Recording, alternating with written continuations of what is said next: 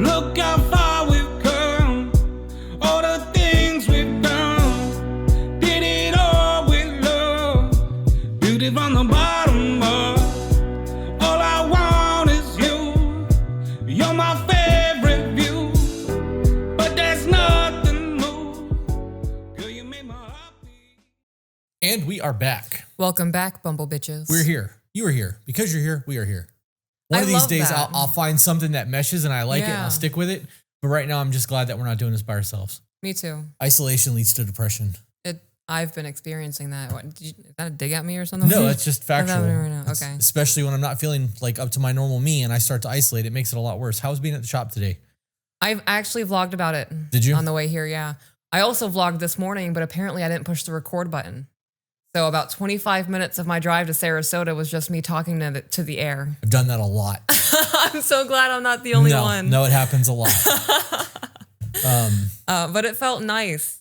I specifically talked about it was really nice to interact with a client again. I did not realize how much of those client interactions filled my cup while I was working. Yeah. You know, I used to have, I could have upwards of 50 or 60 interactions a day, depending on how busy it was. Yeah. It was busy this morning. Yeah, Shop feels way different. it does. Feels lighter. Yeah. So we are doing something a little different. Yes, this is going to be recorded as an episode. So even though you guys are here, everybody that's here that's watching this live, it's public. Mm-hmm. We normally do this for Patreon only, but we're going to record a live episode today that will be used for later content. But I want to have a discussion of the power of words. And I typed up a whole bunch of shit this morning and got a whole Google document ready. So this is not an email. This is pre-scripted. You have no idea what's going on. No. I just want to see if we can create conversations that will make people go, oh shit. Okay. Because I think it will. I'm here for it. Okay, so let me pull up the document then. There's not a whole lot of people watching, but I do want to just jump into this. So, Okay. So this document is called The Power of Words, and it starts with affirmations. Do you want to read this or you want me to do it? I can read it. Okay, you may make it bigger. Oh, I have You my got your glasses. Go team. All right. Affirmations. Words of affirmation are powerful expressions of love, appreciation, and respect that can deeply impact relationships. These words serve as verbal affirmations of care, admiration, and gratitude, helping to uplift and encourage others.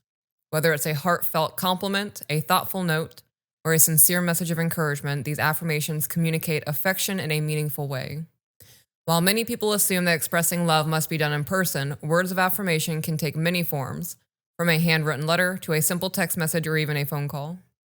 What matters most is the sincerity behind the words. Okay, so I'm big words of affirmation is one of my top love languages. Like I'm big on that. I think our love languages are across the board the same, aren't they? I think so, yeah. Just fucking weird. Yeah. Especially because the way that we give and the way that we receive love language is different. Right. But words of affirmation is big to me. First time you told me you were proud of me, I almost cried. Like there's a lot that goes into that. And and we're going to get into a whole lot of this in a minute, but for people who are really going through childhood trauma triggers, they're trying to rebuild their self-esteem from physical or verbal psychological abuse. Those words of affirmations are like, you become the Grinch. Mm-hmm. And then your heart grows 10 times. And you're like, holy shit, this is what love feels like, Yeah. right? And it's as simple as, I'm proud of you. Hey, I know that you had a really bad day today. A real quick example would be like if I was at the tattoo shop dealing with the health department and had like a whole bunch of fucking issues with them and then a manager and called you on the way home and I'm like, I'm so fucking over this shit and I'm having a really bad day. And I pull in the driveway and you meet me outside and you hug me and you grab my face and you look me in the eye and you're like, I'm fucking proud of you and thank you for doing the things that you're doing. That changes everything. Changes my day, changes my mindset. I'm no longer like, fuck this. I'm like, this is why I'm doing this. And it changes things. There is so much power in the words of affirmations that it is a love language, right? So like there's a lot that goes into that. Yeah. When it comes to the love languages, Gary Chapman's The 5 Love Languages, words of affirmation stand out as one of the most common. Pause real quick. Shout out to Gary Chapman and The Good Wives, because not only have we broken down the love languages multiple times on the podcast, there's an entire playlist on YouTube for it.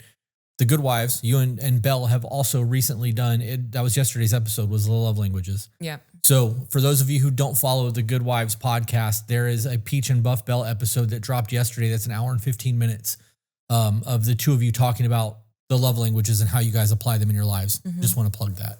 Thank you for that, babe. This love language is often preferred over quality time and acts of service, unlike other love languages that may focus on physical touch, shared experiences, or practical actions. Words of affirmation rely entirely on verbal or written communication to express love and support. A simple phrase like, "I appreciate everything you do," or "You inspire me every day," can have a profound impact on someone's emotional well-being. I believe for men, the most powerful one is, "I'm proud of you," especially if they had a fucked up childhood. Right. Right. So I'm going to read this next part because I put a side note on here. As I just said, or as she just said, because you're reading it, not me. I typed it up. You're reading it. Positive affirmations stand out as one of the most common love languages. That's according to the book. That's well known. People who give and receive love primarily through words of affirmation tend to be highly observant and emotionally attuned to those around them. You see people who are empaths need that words of affirmation. I need to know that I'm doing okay. This, ironically enough, comes from trauma or abuse. It is, right? But and you know that when you're doing the thing, and I'm like, babe, you're fucking crushing it in your women's groups and da-da-da-da-da, it lightens you. You feel like I've picked up a heavy, I can see it. You look lighter. So I was going to give you this whole made up fucking thing, but you look lighter. Like you can breathe. Okay. They notice the little things that others might overlook, such as change in appearance or a shift in mood. For example, they are often the first to compliment their partner's new haircut or acknowledge their hard work on a project. Hey, I know you've been putting a whole lot of time in that book. I see you. That's a word of affirmation. That's enough for a lot of people, especially if your communication is on point, right? You understand the way that each other talks. That could be enough. Their attentiveness extends beyond close relationships. These individuals remember to ask a neighbor how their sick pet is doing, or check in on a cashier at the local grocery store who was feeling unwell the last time that they spoke. They understand that their words not only build connections, but also foster a sense of belonging and a care within communities. That's that was really sweet of them. From a random stranger. Hey, you look like you're having a really bad day. I don't know you, but you want to talk? You need a hug, bro? Like that, those acts of kindness change everything in somebody's life. You never know what somebody's going through, and that, hey, I'm going to sit next to you. We don't have to talk if you don't want to, but I'm here for you. Could be the reason that somebody doesn't end themselves. Yep. You got anything else on that one? Because I'm done. I just wanted to get that out there. That if you are unhappy with the community that you're in and the social circles that you're in, you can change you and hope that those around you change. And if they don't, you have to change your social circle. Jay and I had a very long conversation about this the other day. It gets lonely as you evolve. Because as you're working to grow and become more, you realize the people that are in your life are happy being stagnant, or they're comfortable and they don't want to upset the balance. Right. And fuck that. For those who resonate with words of affirmation, hearing kind and encouraging words can be deeply fulfilling. It reassures them of their value and strengthens their emotional connection with others. However, the impact of words of affirmation goes beyond those who naturally prefer this love language. Even if words of affirmation are not someone's primary way of giving or receiving love, incorporating them into daily interactions can help nurture relationships, improve communication, and spread positivity. This is why we have talked on the podcast at length about gratitude, grace, and telling your partner things you appreciate in them to make them feel truly seen in the marriage. Ultimately, words hold immense power. They can heal, inspire, and strengthen relationships when used with intention. Whether spoken or written, a heartfelt word can brighten someone's day and remind them that they are valued and appreciated. So before you move on, I know that this seems like a words of affirmation episode. It's not. We're going to go through a whole gambit of shit. Okay. But I want to start with the words of affirmation because I want you guys to understand how powerful your words are. We did just get a super chat. I want to read that real quick, and then you can read off the things that I've got listed here. It's from Samantha for $10. It says, Peaches, I want to send you a rare plant, but I don't want it to die in the P.O. box. Do you check it regularly? I would not be able to send it until late spring to make sure it will arrive alive. Yes. I normally check the P.O. box every time we get a notification that there's something there. I go the same day because we've had people send us all kinds of weird shit. Yeah. And I don't want anything sitting in there like a plant or a bag of, ketchup, potato chips from Canada or whatever it is that people send. So whiskey, whatever. And you can find our P.O. box on the website, so you don't have to worry about trying to write it down right now. Examples of words of affirmation. You make my life better. I appreciate you. And you inspire me to be a better person. And the biggest, most impactful of all, especially towards men, I'm proud of you. How to use words of affirmation. Choose your words carefully to show you care. Offer genuine support and validation. Repeat affirmations daily to overcome negative thoughts. Try saying affirmations in the morning or before bed. Okay, so real quick before we move on to the why, you can do this to help fix negative self-talk, poor body image, insecurities. There are a lot of self-help gurus that will tell you to stand in the mirror for 60 seconds looking at yourself in the eye and saying positive things. We have gratitude beads that we wear. There are things that we do personally to ensure that we are grateful for things. Those words of affirmations from yourself can change your thought patterns. Have it coming from your partner can change the way that you conduct yourself in your marriage. Why use words of affirmation? Words of affirmation can help you feel loved. They can help you strengthen your connection with others. They can help you feel uplifted and motivated. If your love language is words of affirmation, it feels amazing when your partner delivers a positive or loving message. You might be wondering how to get them to use your love language more often. When your partner offers words of affirmation, let them know that their words make you feel good. Try saying, "I love when you tell me what a great job I'm doing," or "It makes me feel so good to hear you say that." When you respond with gratitude, your partner will likely be encouraged to continue offering you words of affirmation. All right. So we've covered the beauty of words. Now we're going to get into some ugly. Okay. And then we'll get into some I versus you at the end of this. Word. Okay. Okay. Do you have anything you want to get into before that? No, not really. Okay. As our son would say, period. Where did that come I from? have no idea. Okay. I have no idea. But the first time he said it, I almost peed my pants laughing. Oh, you fucking speak with authority, bro. Yeah. Hit me with that period. You got this, babe. I'm trying. There's some words of encouragement for you. Thank you. I love it when you do that. It makes me feel good. Unconscious judgment. Just as words of affirmation have the power to uplift, encourage, and strengthen relationships, words can also do the opposite, causing harm, shame, and emotional distance, often without the speaker even realizing it. While most people do not intend to hurt their partner with their words, some conscious judgments, criticism, and even offhand remarks can slowly erode trust and self-esteem over time. The way we communicate, whether through tone, phrasing, or repeated patterns, can shape how our loved ones feel about themselves and their place in a relationship. We've talked a lot in episode season 1 about the 4 things that you can never get back. And one of those things is a word once it's left your lips. The power of your speech affects everyone in your home, everyone around you in your job, like the way that you conduct yourself and the way that you choose to express your emotions matters. So if you're somebody who is always a dick and is always brutal and defensive and aggressive, people around you are going to become recluse. And as you find people withdrawing from your life, you can no longer have the hard conversations. Being unaware of the way that you conduct yourself verbally with other people is going to be the thing that destroys your relationships. Yeah. I had a conversation with our children yesterday. I was in the kitchen doing something, cleaning or whatever, cooking, whatever I was doing in the kitchen. And I heard our son talk a way that we don't talk to people. The tone was so bad and authoritative and nasty. And I was like, where did that come from? Like, why are you trying to boss her around? And I can't remember what the conversation went into, but then I said, do I talk to you that way? And he just stopped and he looked at me. I was like, son, you're not going to get in trouble. Do I talk to you like that? And he was like, sometimes. It's okay. Well, that's not okay. So I'm going to work on that. And I need you to work on that because that's not how we talk to people. And that was the end of the conversation. The rest of the day, he was great with it. That accountability to your child shows that you are not perfect. Yeah. And it shows them that it's okay to go, hey, I fucked up. Yeah. And it also shows them that change behavior is a thing. Now, the next evolution of that, which is something that he's going to do to you, is him being able to check you and you'd be like, damn, you're right. They do. I know they do. I've heard him do it. I'm like, I can't believe that he just did that. And you were just like, you're right. And like, you guys have a conversation about it. I could never in my life imagine saying something like that to one of my parental units growing up because I'd have gotten punched or smacked around or whatever. Like there'd have been a whole lot of abuse that would have happened after that. Yeah, you can't. It's crazy to me. How words can become subconscious judgment. Sometimes words that seem harmless or even well-intentioned can carry underlining messages of disapproval or judgment. These remarks can make a partner feel inadequate, criticized, or as if they are constantly being evaluated. Some examples include, are you really going to eat that?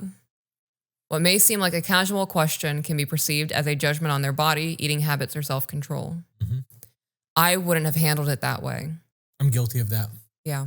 But You I said don't that. I don't do it to subconsciously judge you. I do that because you and I can have conversations that require us to grow. Mm-hmm. And if I do it's no different than Zach or Jenny doing it to us. If we do something, there are people in our lives that we expect to hold us to a higher standard so that we can evolve. Mm-hmm. And if you were to say that, or I was to say that to you and you were to get defensive and there was no conversation about why or what we could do to improve, I can see how that would become a thing. Yeah. But we've also been very clear about, look, if I do something that's not right, I need to be corrected because if I think that behavior is okay and 5 other people think it's not, and I'm in a group of 6 people and I'm one of them, Right. problematic. Mm-hmm. So, and I just caught myself. I almost said the F word.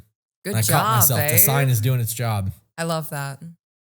Real quick before you move on. Okay.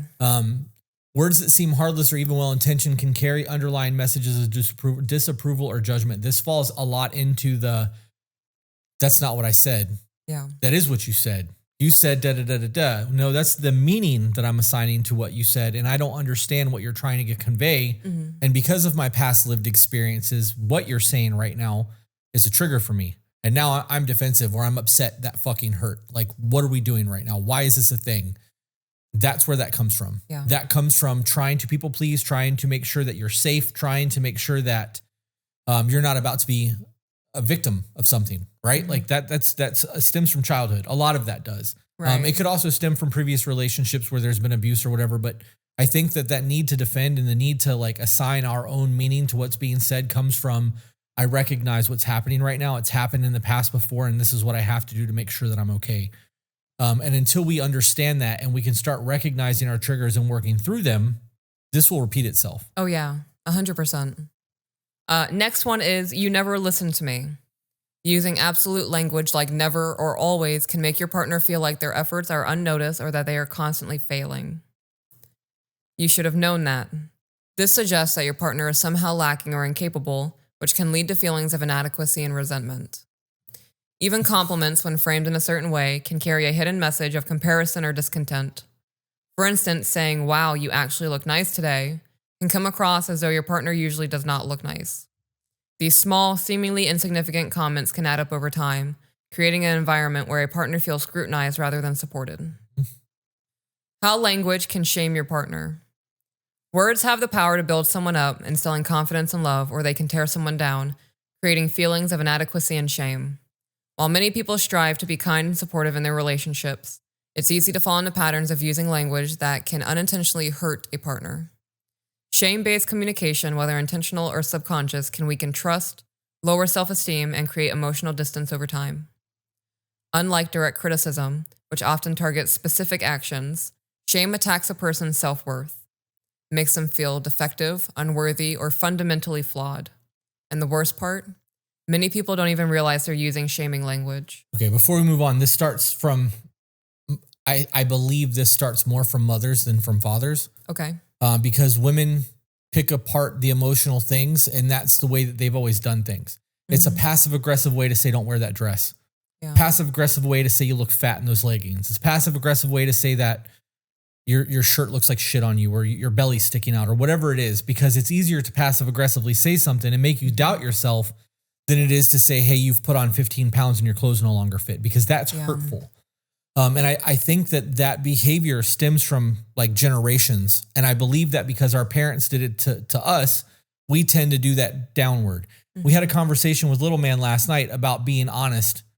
And it would be better to be honest and hurt someone's feelings than to lie to them and be wrong. And then we had to have a conversation that you can skirt around things and say the hard conversations without being an asshole. Yeah. I believe a lot of this happens when people have gotten so comfortable in their lives that they are on autopilot. This is when you can see things being taken for granted in relationships. Everyone has fallen into their roles, they are living without intent, are comfortable, and believe things are just the way things will be forever. Okay, this is the roommate phase. Mm-hmm. This is, we've been together for the last 5 years, and I don't think you'll ever leave. And I don't think I'll ever leave. And I'm kind of okay with how crappy our life is. Like, it's better to live with the devil I know than the one I don't. This is, I'm not really happy, but I don't have anything better right now. So I'm just going to kind of just go with the flow of things, right? Right. There's a whole lot that goes into that. And I think that that's where that unintentional shit talking begins, right? I know that I can be a very nasty individual. I can like really damage people's souls with the way that I talk. And I choose not to because I don't want to be that way. And I don't want to be that way to anybody, let alone my person. But I think that if we lived in a situation where we were in the roommate phase for 6 years and we were in a practically sexless marriage and we literally just cohabitated, right? We lived together and that was really kind of all it was. We were taking care of the kids and making sure the ends met. I think that the way that I talk to you would be very different. I believe it would be the same way from you to me. I think that there would be a lot more nagging. There'd be a whole lot more complaining about things and we would find ourselves in conflict, screaming and yelling at each other. There would not be the I love you and I don't want to talk to you that way. There would be a whole lot of ugly that comes along with that because you've become complacent. There's no more reaching for that next better thing. This is kind of what my life is going to be and I'm accepting it. Okay. I love finding new ways to make you smile. Yeah. To make you laugh, to make you feel good. You want to hear something funny? Always. So everybody, Peaches curbed her car. That's not funny. Okay. I have to tell That's not where I thought that was going. But. I have to tell that so that everything else makes sense. Okay. And I got to rescue her, which was really cool. And I got really dirty and she told me how manly I was and it was great. And there was a whole lot of flirting in it. There was a little bit of like, I got to be the superhero, which was cool for me, right? So that's a me thing. Day later, we go to pick up your car. Yeah. Little man is in the car with me and you're going into the Kia dealership to get your key and pay. And I'm waiting in the car with the kids and the dogs.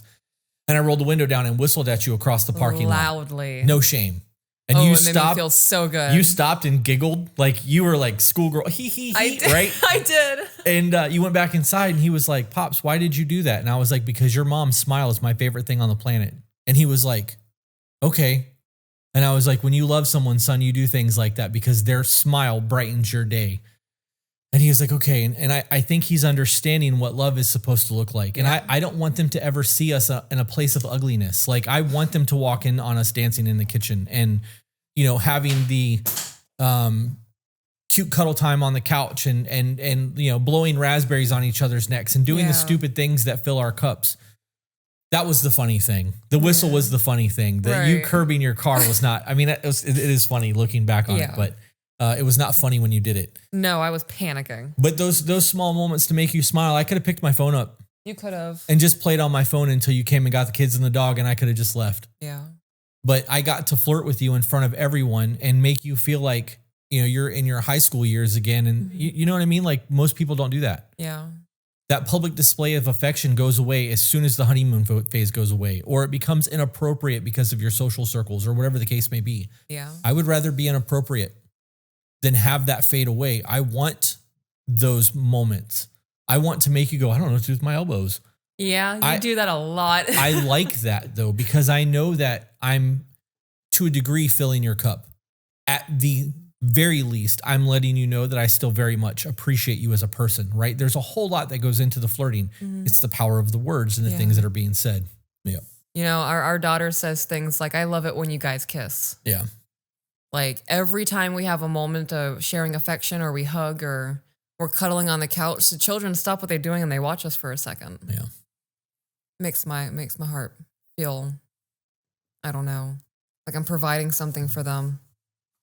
I think that we are. Yeah. I think that we're providing them a different perspective of life.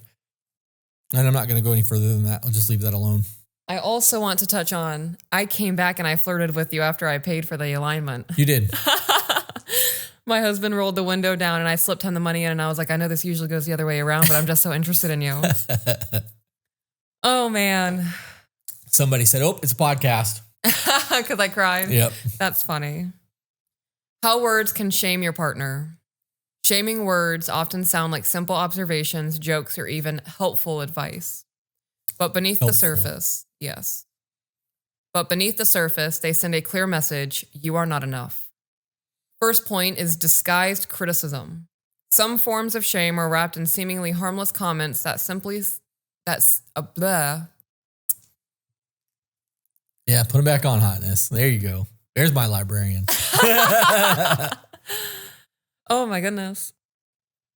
It made my belly button feel a certain way.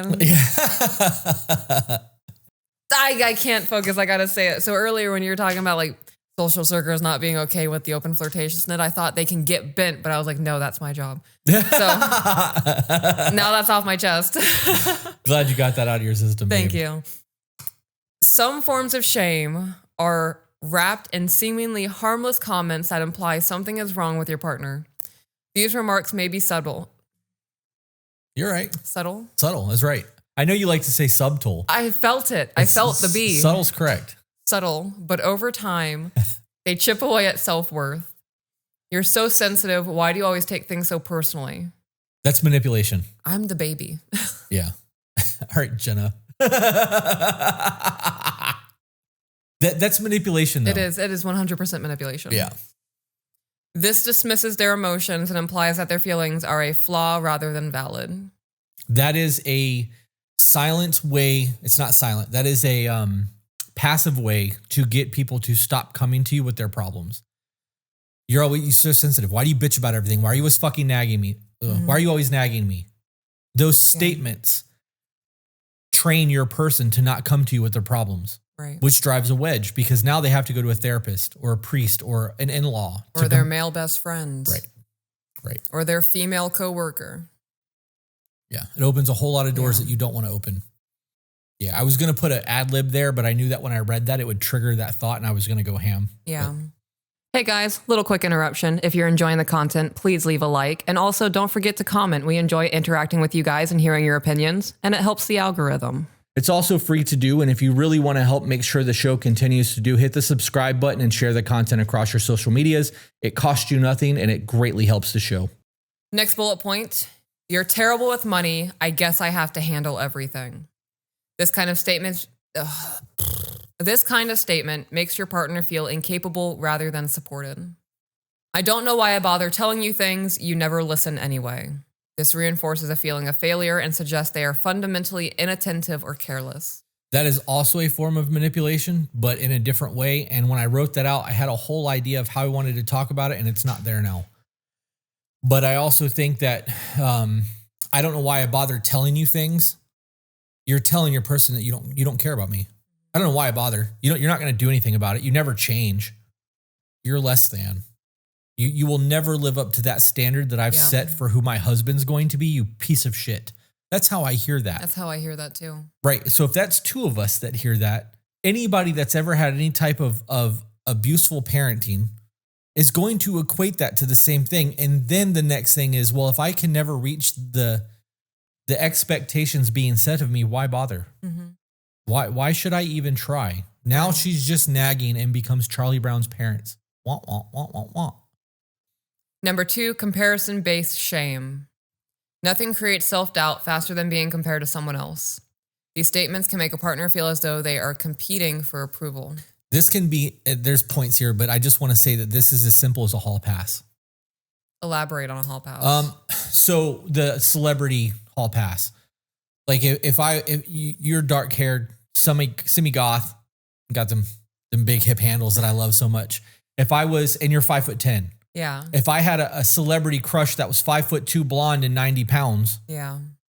You're going to go, well, I look nothing like that. So why is that the celebrity crush? What's wrong with me? Why would he not want somebody that's more like I am? Mm-hmm. That you never know where that's going to come from.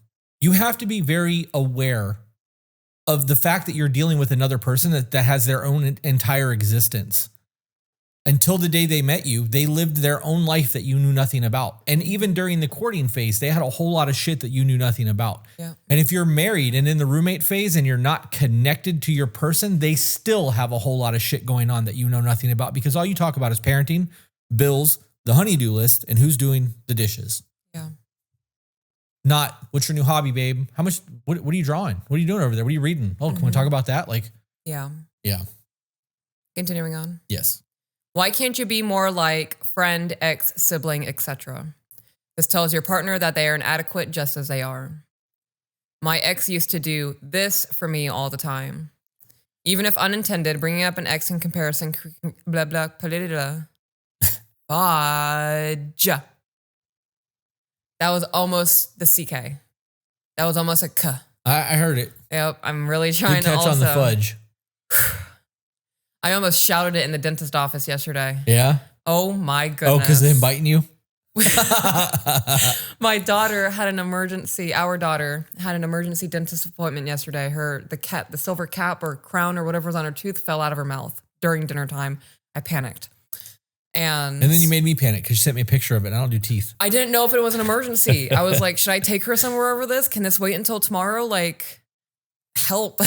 And we're at the dentist office. They're taking x-ray photos of her tooth to make sure everything is what it needs to be. And they had us stand outside of the room to do it. And our son and I were being goofy. He was standing on my feet. I was tickling him. He was pretending to bite me like an alligator. And I was like, no, I'm going to eat gator soup later if you don't stop it, this kind of stuff. And then he actually bit me. Like he was pretending to bite my arm, but then he turned around and he bit the soft part of my tummy. I flicked him right in the forehead.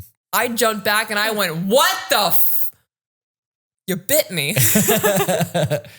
It took really, I really just, and there, it was a child's dentist office. That's like, funny. Good catch. There's a 2-year-old in the room next to us. That's funny. Oh my goodness. I really need to work on that. For everybody's wondering, the little miss is fine. There was no pain. The crown just came off. There was no tooth sensitivity. Yeah. Which is my concern. So she's good. She took a little bit of Tylenol that night. She said it was hurting a little bit before bed, but she was running around playing, eating dinner, drinking ice cold water. So because I messed up that sentence. Even if unintended, bringing up an ex in comparison can create feelings of rejection and insecurity. Yep. Look at so-and-so. They have their life together. Maybe you should take some notes. This undermines your partner's efforts and makes them feel inferior. I put that one on there because people do that to us. Yeah. And there's a better way to handle those situations. If you want to have the marriage that we have or the relationship that we have, you don't throw it in your person's face and be like, why can't we be more like them? You say, hey, I found this podcast and it's really been helping me become a better version of myself. And I think you should listen to it. Maybe we can grow together or improve or reconnect or get out of the roommate phase, or maybe you'll touch my butt more, whatever. Yeah. Right. Because you're not comparing your guy's situation to us and what you don't have. You're saying I'm learning some new shit and it's making me a better person.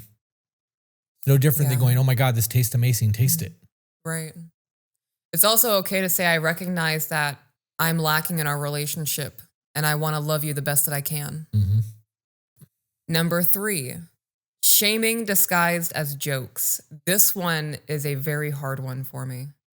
This was a really big thing in my last marriage, where it was just a lot of judgment, passive-aggressive shame, but in the form of jokes in front of his friends. Right. Well, because that makes it easy. When you get mad, I have an out now. I can be I can be very nasty to you and be like, whatever I want to say. And then when you get mad about it, I can go, well, I was just joking. What are you getting mad about? Where's your sense of humor? Right. That's abuse. That's allowing me to justify my behavior because I have an exit strategy when you start to feel upset about what's happening. Yeah. That is 100% an abuseful situation. Yeah. And it was always digs at super personal things or like deep-seated insecurities that I've never told anybody else. Right. No one knows how to hurt you more than the people that you love. Yeah. Humor is often used to mask critical remarks, but when a joke is at someone's expense, it stops being funny. You'd forget your head if it wasn't attached. Hardy har har, jokester. Oh, damn, this is really a personal one for me. I can tell. I'm going to just let you run through this. This might seem lighthearted, but repeated comments like this can make someone feel incompetent. Wow, you actually look nice today. This suggests they don't usually look nice, which can be hurtful. You're such a drama queen. That one I heard a lot, especially like stemming in childhood. I'm an emotional person. Yeah. So like I would start crying at a dog commercial. Stop being so dramatic. Get over it. It's just a commercial. There's a time that you can use the drama queen thing as a joke and it not be a personal thing, because when we're playing around and I know you're playing around, I'm like, you want a Snickers? Right? Like, because you're the Aretha Franklin, you're the drama queen, right? Like, but that's never in a nasty situation. Mm-hmm. It's while we're playing with each other. Yeah. And it is clearly just the two of us joking around. Like, There's been times that you have been absolutely not joking with me, and I've turned it into a joking situation because and it worked. Right. It's just to connect with you and make you laugh. So that one was on there just so that I could have that discussion because the Snickers thing is funny and like it is funny. Yeah. Especially when I'm being moody. Right. Yeah. I love that you know how to navigate me. It just takes paying attention Yeah. and realizing that there's another person that may not be having the same day I am. So even if I'm having a great day, if you're not, and I can tell you're not, I have to acclimate to the temperature in our home. Yeah. It's like putting fish in a fish tank. Yeah. You put their bag with the water in it in there so it gets to the same temperature before you pop the bag and let the fish out. Right. Yeah, just get inside your bag and hang out in the house for a little bit. I love that. Now I'm imagining you like opening up my blanket for me and be like, get under that blanket and acclimate and then come back out here when you're ready. That's funny. Real quick before you go on, somebody said, hey, Chris, my man bought your book and wrote to you on Voice of the Broken. I am currently reading your book. I would love to write in on the wife's side of his email. Would I send it to the Voice of the Broken or podcast? They all go to tobebetterco@gmail.com. You can send that email, but try to make it as detailed and as lengthy as possible about what's going on, because otherwise it's not going to get read. I'm just not going to read short emails moving forward. So, and though I really do want to continue doing Voice of the Broken, there's a whole lot of things that go into that facet. So at the very least, I'll get to read it, and that'll make me feel good, but it may never get recorded. Yeah. So, Number 4, body and appearance shaming.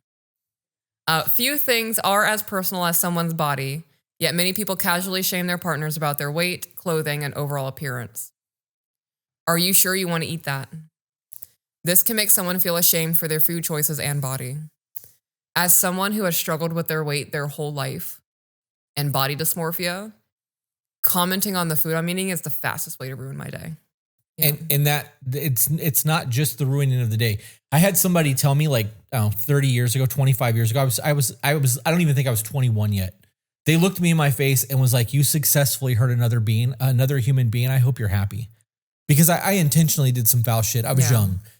And in the moment, I didn't care. It was self-serving. Right. Made you feel good. But I will never forget that. Like, I remember where I was standing. I remember what I was wearing. Like, that situation affected my psyche greatly. And it changed the way I conducted myself. Mm-hmm. If you were eating something, I was like, I can't believe you're going to fucking eat that.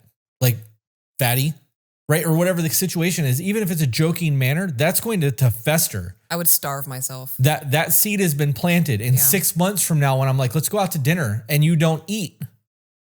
And I'm like, what's wrong, babe? And you're like, nothing. We're divided. Yeah. Ain't no nothing. You're holding on to some shit that I said 6 months ago that I don't even remember saying. Like, that happens to a lot of people. Yeah. And that's where the power of the words come in. This entire document is about the power of your words, and it's going to get into something else in a minute. I wanted to start with the words of affirmation to show how powerful that is in terms of love. And as we've gone down the list, it's gotten worse and worse and worse about the things that you say to your person and how it can affect their psyche. Oh, man. Okay. I feel like I did a good job putting this together, even though I did it quick because I did it this morning. Yeah, this is good. You've really let yourself go. This can be deeply wounding and make a person feel unlovable. That outfit is interesting. Passive-aggressive remarks about clothing can lead to insecurity and self-doubt. All of those situations are things that we've heard in emails. Yeah. All three of those we've heard in emails, and we've heard them more than once, which is why those were the things that I picked. Mm-hmm. And a lot of it comes from people who have lost the intimacy in their relationship. You know, you can be with somebody and have a preference of body type, but if you are still intimate and in love with your person, you don't notice the changes. That's why when people are in a happy, healthy relationship, they both gain weight, right? Like there's a whole lot. It doesn't matter. It really doesn't. But when you end up in the roommate phase and you've both let yourself go, there's a whole lot of resentment there, especially if you were both physically fit in the beginning of the relationship. Number 5, sex and intimacy shame. Sexuality is an incredibly vulnerable area, and words of shame in this context can cause deep emotional wounds. You're not as adventurous as my ex. This not only shames, but also creates feelings of inadequacy. Yeah, that would be damn near like relationship ending for me. Yeah. If I couldn't have sex with my person without thinking that they're comparing me to their ex. As we go down this list, all of these things will eventually become relationship ending. Even the ones that were higher up on the list, because it will compound. Mm-hmm. And eventually there's going to be too much weight to bear on the back of the people that are living this life, and they're going to find themselves completely disconnected and eventually alone. You never initiate anything. While it's okay to communicate needs, this phrasing implies blame rather than inviting a solution. Tell me that that's just not the most unromantic thing ever. Well, you never initiate. People go months without trying. Yeah. It happens. There's stress, there's bills, there's honeydew lists, there's kids, there's college, There's body pains. there's all fuck. Body pains is a real one. There's days that like I'm just trying to get through my day, right? And then there's days that it's not that bad. And I'm like, today's not that bad. I gotta get do some the thing, booty. right? Like, because I'm at like a 6 right now instead of a 9 in terms of my pain levels, and I'm a suffer at 6. If it's at a 3, we're playing. But that's one of those things that like, how about saying, I don't feel as close. I feel like we've lost intimacy in the relationship. Can you lay on me for a little while? Like, can you just come put your head in my lap, or, lay on me, be my human blanket, something, tell me that I'm not useless. Yeah. Like, can we do something to reclaim what we've lost? Because right now I'm feeling disconnected. Mm-hmm. That's a whole lot better. You never initiate. Well, You don't touch me anymore. even if I don't initiate and you want it, you're not trying either. So Right. what's the problem? It's a two-way road. Right. There are women out there who won't have sex unless their person is the one who initiates it. And I will never understand that. Right. Well, on the same side of those same people are the ones who get to control whether or not it happens. So if they're not allowing it to happen, eventually their man's just going to stop initiating. And I believe that that's intentional. I do believe that's intentional. You guys got so much hate over the whole migraine statement on the Good Wives episode. Oh, yeah, we did. So What blows my mind is that was the context of that was when it's used as an excuse over and over again. If you have a headache every single night for the last 6 months, Right. You're lying about something. There are people in the comments, I'm not going to have sex if I have a migraine. Well, nobody's asking you to. I'm almost positive that that's Scott. Nope, because it says dating and not married. Dating a Kenyan woman, culturally, personality, and religiously the best person I've ever dated, and she actually contributes to the relationship. I really thought that was Scott. It does look like Scott. Yep. Little tiny profile photo. Yep. All right, let's get back to this. All right. You always take forever. This can make a partner feel self-conscious about their body and performance. That will actually make it worse. Oh, Making yeah. those kind of comments will make it worse. Yep. That was a hard one for me. The long-term impact of shaming language. Shame is not just about embarrassment, it's about feeling fundamentally unworthy. Over time, a partner who experiences shaming language may withdraw emotionally to protect themselves, feel constant anxiety about being judged, develop low self-esteem and doubt their worth, resent their partner and pull away from the relationship. Even if words weren't meant to hurt, the impact is real. Words shape how people feel about themselves, and constant shaming, intentional or not, can create wounds that take years to heal. If they heal. That's if they heal. Yeah. Because there are some things that will always stick with you, no matter what. Mhm. And it could be an innocent thing said in the moment that like you may not even be aware of. You could not even be aware that your words impacted somebody the way that they did because they're not safe talking to you. And it never gets resolved. That's just like the example I gave about dinner, right? Mhm. Like that's one of those things. Now that we have laid this all out and you understand how much power your words have, let's talk about something as simple as, well, why don't we just divorce? Or then, why are you with me? How they can absolutely wreck a relationship. Those are intentional statements made out of hurt and frustration in the moment, but for some, that's all it takes. Right. So we started at the words of affirmation and how powerful I'm proud of you can be. And real shit, that type of like support system from a woman can make a man change his entire existence. Because I have something to live for now. I have purpose. My purpose is my family and making sure that that woman who's fucking proud of me stays proud of me. Well, then why are we even together? Is the exact opposite of that. And well, and if that's the point, why am I working so hard? Yeah. Why am I trying why am I not looking at women on the internet? She doesn't fucking appreciate me. She doesn't really think that we should be together. Fuck. I don't feel loved. No one's initiating sex. Right. The intimacy's completely gone. I'm going to go jerk off in the bathroom. Like there's no real reason for me to even try anymore because I know that the last 3 times we've had an argument, she's threatened divorce. she's got one foot out the door. I don't want to do this anymore. What's the point? Unconscious slips during fights can replay in someone's mind for months or years after it happens. People's self-worth, previous actions, previous relationships, and everything they haven't healed from yet can really add to that time frame. It can also be the seed that is planted that leads to the demise of the relationship. Conflict is inevitable in any relationship, but the way couples communicate can either strengthen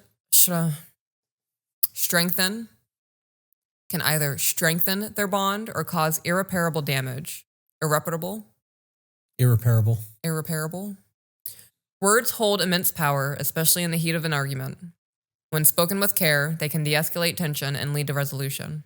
However, when used carelessly, words can turn disagreements into emotional battlegrounds, leaving lasting wounds that slowly erode the foundation of a marriage. And it does. It will.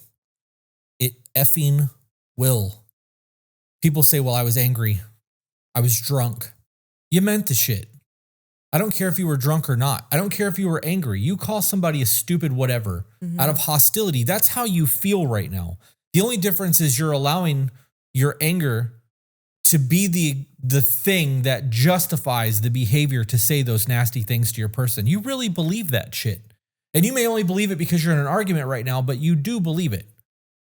That's like super, super damaging to the psyche of another human being, especially when that's supposed to be your protector, right? So I know that there's a whole lot of people that don't do the traditional relationship in terms of what we do in our marriage. We hear it all the time. I don't agree with everything you say. You don't have to. Your man is supposed to be your protector, period. You don't have to agree with it or not. If somebody breaks in the house in the middle of the night, your man is the one that's putting his life on the line. Unless you're a better shot and you're trained and he's not. Right. But we're not talking about exceptions to the rule. We're talking about the rule. So if that's supposed to be the case and your protector and the one that's supposed to lead you is degrading you and talking shit and breaking down your self-worth, what do you think is going to happen in the relationship? How are you going to come back from that? Because even if you change and you start working on the positive affirmations and you work on trying to build that person back up, that damage has been done. I'm not saying that it can't be fixed because I believe it can. I truly believe people can change, but I have to believe they have to have the desire to do so. And that can't be because somebody else wants them to do it. It has to be because they want to do it, because they realize their shortcomings. Many marriages don't break apart because of one major event, but rather due to repeated patterns of hurtful words, unresolved conflicts, and emotional disconnection. The way couples fight, more than how often they fight, determines whether their relationship will survive or self-destruct. Right. How often? It's how they fight, not how often. There was something that I saw. There's a super chat that I want to get to in a second, just so you guys know that we will be reading it. I saw something last night that said, when somebody cuts somebody out of their life, it's not because of this one instant. Right. It's because of a whole bunch of other instances that have led to this moment where they've gone, you know what, enough is enough. Snowballed. Right. It is the snowball effect. If you can correct that behavior when it's still a pebble and you can put your foot down so it doesn't start rolling down that hill, you'll never get to that point. You won't have to cut people out of your life. You can set boundaries. You can work on your communication skills. You can go, hey, I don't appreciate you talking to me like that. Can we start over? Hey, I'm really angry right now and I really shouldn't have said that. That was purely, me being an asshole. I don't mean it. Can we start again? I don't want to talk to you. Right. So there's ways around that. You just have to get into those situations, but it is never a single situation that breaks the camel's back. It's never the case. It's always multiple things. The super chat that just came through is from Dustin. It said, what should I do when I try to initiate and get told no a lot of the time? And I'm told to handle it myself. I believe she's having hormone problems. There's a whole lot to that we could touch on. If Peaches ever told me to go handle it myself, that would be devastating to me because of our marriage. That's not okay. Right. That would drive a huge wedge. I would rather you be like, hey, I don't feel good tonight. Tomorrow, I'll make it up to you. Right. I'll wait. It's a day. Who gives a shit? Than to be told to just go take care of it myself. Right. That sounds like there's no intimacy anymore. Like we don't care about each other. Just go fucking do something so that you don't have to touch me. That's how that sounds to me. And I think that's how I would take it. Yeah. If she's having hormone problems, she needs to get her hormones checked. Yeah. As for the rest of that, what should I do when I try to initiate and get told no? Maybe start with the morning initiation. sending love letters, leaving Post-it notes, buying chocolate or flowers. Try to make your person feel like they matter, not just we're laying down and you're trying to touch them all of a sudden. It takes different things for different people to get their motors running. So not everything's push button start anymore. Right. Right. Gotta pump the clutch a little bit. This is another super chat from the Ultimate Kahuna said, my rule was I wouldn't say a bad word against my wife to anyone publicly, unrealistic or worthy of aim. I don't think it's unrealistic at all. You shouldn't be talking shit about your wife. This is where the help of the email comes in. Like, I think that I'm gonna toot my own horn. I think that I did a really good job at this. And I think that there was a whole lot of good things here, but here are some examples of how to fix some of the things that we laid out in this. Okay. How words can destroy a marriage during conflict. Number 1, criticism that attacks the person, not the issue. It's one thing to express frustration about a specific action. It's another to make a personal attack. When arguments shift from discussing behaviors to criticizing a partner's character, resentment builds. You never think about anyone but yourself. Pretty negative. Mm-hmm. I feel like my needs aren't being considered in this situation. Changes it from a you to an I statement. Right. It also removes the never. Yeah. Right. So now we can talk about what I can do to serve you, not what I've done. And there are people out there who are like, well, why shouldn't I tell them what they've done? Well, I mean, if you want to have a fight, have at it. Yeah, right. If you want resolution, you don't want conflict. You want resolution. There's a difference. If you just want conflict, start a fight. Yeah. See how long your relationship lasts. How has that served you in every relationship you've ever been in? You never think about anyone but yourself. So what's that supposed to mean? Think about you all the time. Look at all the shit we have, right? Yeah. Like, I feel like my needs aren't being considered in this situation. What do you mean? How can you explain that? How your needs aren't? Like, how can I fix that? If you're having a problem and I have an opportunity to fix that for you, I'll gladly do that. It's a really easy conversation. Mm-hmm. Personal criticism makes a partner feel attacked rather than encouraged to change a behavior. Over time, repeated criticism can make a person feel unworthy, unloved, or incapable of meeting their partner's expectations. Number 2, contempt, the ultimate relationship killer. According to relationship expert Dr. John Gottman, contempt is the single biggest predictor of divorce. Is this from Fight Right?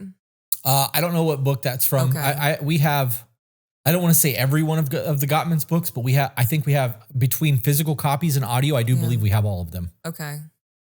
It goes beyond criticism. It conveys disgust and superiority. Contemptuous words, contemptuous. Okay. Words might include mocking or sarcastic comments. Oh, right, because you're always so responsible, you piece of shit. Well, you just nailed the next one right there. Oh, name calling. You're pathetic. Belittling your partner. You don't know anything about real stress. Eye rolling, scoffing, or dismissive body language. Scoffing is my biggest. Eye rolling is mine. Yeah. I'm going to smack your eyeballs out of your face. Like, put them on my keychain. I scoff. Yeah. Because I want to say something nasty and I catch myself and it comes out as a scoff. It does. It infuriates me. I'm working on it though. I like to believe that I'm getting better, but the fact that I'm not being nasty or and maliciously attacking, like I'm intentional with it. Like I do believe that is changed behavior that I'm working on. Mm. But it's still not right. I am working on it. That's a big deal. But having contempt for somebody is a big deal. I think that's further than resentment. Like I would put that on par with hatred. Yeah. Or almost hatred. Yeah. Right? Yeah. Like a closer step to it. Yeah. Contempt poisons a marriage because it signals a lack of respect. When one or both partners feel looked down upon, trust and emotional intimacy begin to crumble. Number 3. Defensiveness that turns every fight into a war. When conflicts arise, it's natural to want to defend yourself. However, defensiveness often turns arguments into cycles of blame rather than opportunities for resolution. Instead of addressing concerns, defensiveness shifts focus away from accountability. Oh man, all those S's, gotcha. There's F's and S's there. Oh my gosh, is my list bad? No, but you said defensiveness. Yeah. And I thought you were going to stumble and go back to it again, and you just powered through it. Oh, thank you. Yeah. I really did try. For example, you're mad at me for not texting you back. What about all the times you ignored my calls? Or the right way to do it. I see people asking about what book this is. This is not a book. This is something that I wrote today. I have wrote a book, which is what the comment above says. Congratulations on the book. There should be a link in the bio on YouTube to get there. It's called No One's Coming to Save You. There's a picture of me on the cover. You can't miss it if you find it on Amazon. Or you can buy a signed copy off our website, tobebetter.com. All right, so backing up, defensiveness that turns every fight into a war is where we're at. When conflicts arise, it's natural to defend yourself. However, defensiveness also often turns arguments into cycles of blame rather than opportunities for resolution. So the bad example is you're mad at me for not texting you back. What about all the times you ignored my calls? This is scorekeeping, bringing up the past. It has nothing to do with anything right now. Yeah. This is looking for a moment that I can relate to how you're currently feeling because you made me feel that way. Right. The right way to handle that is I can see that you're upset. I should have communicated better. That's a diffusing fucking statement. That's a confusing statement. Defusing. It's both. I was trying not to say the F-bomb. I was trying to correct myself and I still messed it up. It is a diffusing statement. If you are upset with me because of something I've done and I can accept the accountability and responsibility for my crappy behavior, you're right. I didn't text you back. I was doom scrolling TikTok and got sidetracked. I'm a grown up. You're a grown up. I'm not going to have to stand in the corner. Right. I'm not getting You're not spanked. taking my toys away. Right. You might get spanked, but not I'll do for, shit on purpose to get spanked. not for this, but just because. I'm gonna start smacking shit off the table like a cat. Yeah. Yeah. There's no reason for you to feel the need to get defensive. You can simply say, you're right, I did that. I will try to work on it. And then when they go, hey, remember you said you were trying to work on this. Mm-hmm. That's the gentle reminder of trying to improve your situation. It's not hard. Right. You want me to keep reading? Yes. Defensiveness makes it impossible for real understanding to take place. Instead, it creates an environment where both partners feel unheard and misunderstood. Number 4, stonewalling, the silent killer of connection. Another dangerous communication pattern is stonewalling, which happens when one partner shuts down completely during conflict. This might involve refusing to speak or engage, leaving the room mid-conversation, giving a silent treatment, and emotionally withdrawing. Stonewalling is one of those things that, first and foremost, I hate those terms. I understand that is actually a thing. It's in a lot of the Gottman books. It's one of the four horsemen of the apocalypse of a relationship. Mm-hmm. The refusing to speak or engage comes from there's no getting my point across. Right. Or I'm too frustrated to even be able to convey what I'm saying right now because this has gotten too far into an argument that we're just going in circles. There can be healthy shutdowns. When it becomes stonewalling and it's an intentional FU to them where you're not engaging because they're angry and you just want it to stop, so you're just done, that becomes very problematic. There are things that you can do to handle that. We don't have scenarios there because I wanted to actually discuss this. Things like, I can't even get my point across right now because I'm so frustrated. Yeah. I just need a few minutes. Can we put a pause on this? Give yourself an hour and then bring it back up. We've said it for 3 years now. You will never resolve conflict in an argument. Yeah. You will never come to resolution. Things will not get solved. You will go around in circles. There'll be constant fighting and dumb shit that's happening. So refusing to speak or engage is childish.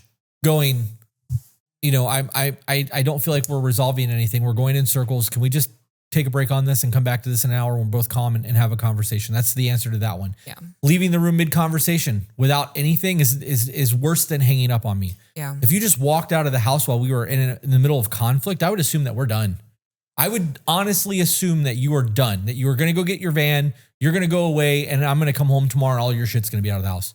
That's how that in that moment, that's where we're at. Mm-hmm. But if you go, hey, I'm really, really angry right now and I'm trying not to say mean, hurtful shit, and I know that you're not understanding because I can't think straight, I'm going to go for a walk. I'll be back in 20 minutes. Right? Mm-hmm. That gives us both time to cool down. It's a very different situation than stonewalling. The giving the silent treatment falls back into the refusing to speak. That's one of those things where people start matching energy. You're not coming back from that.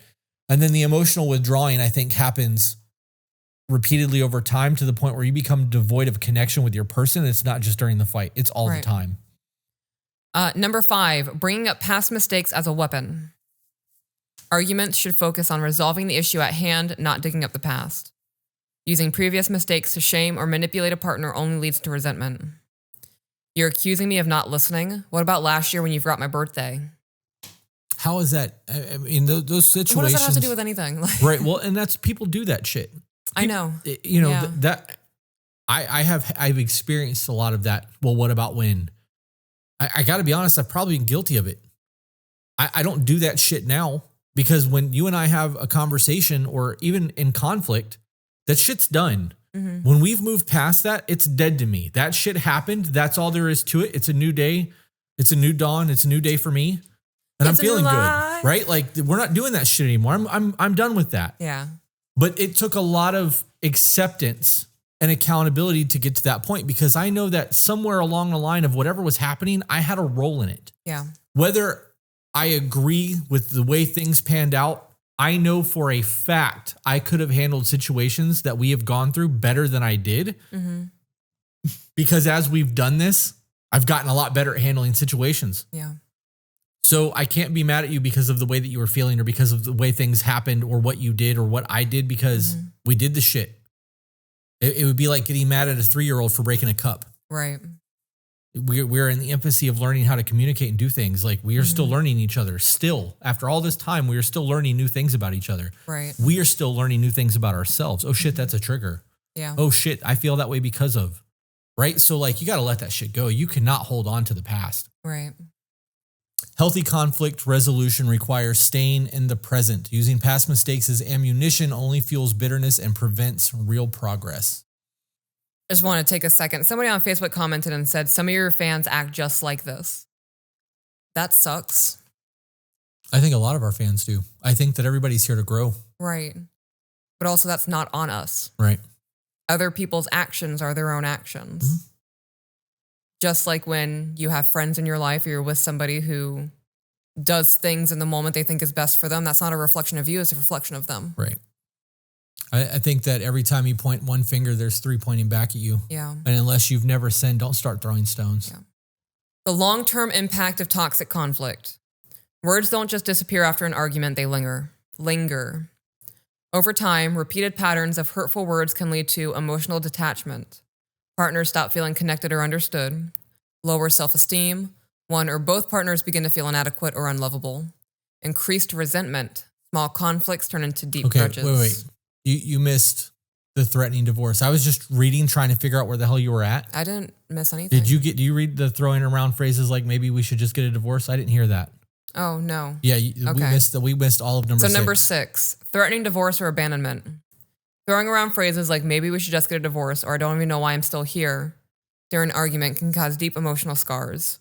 Even if said in frustration, these statements create instability and fear in a marriage. Marriage thrives on security.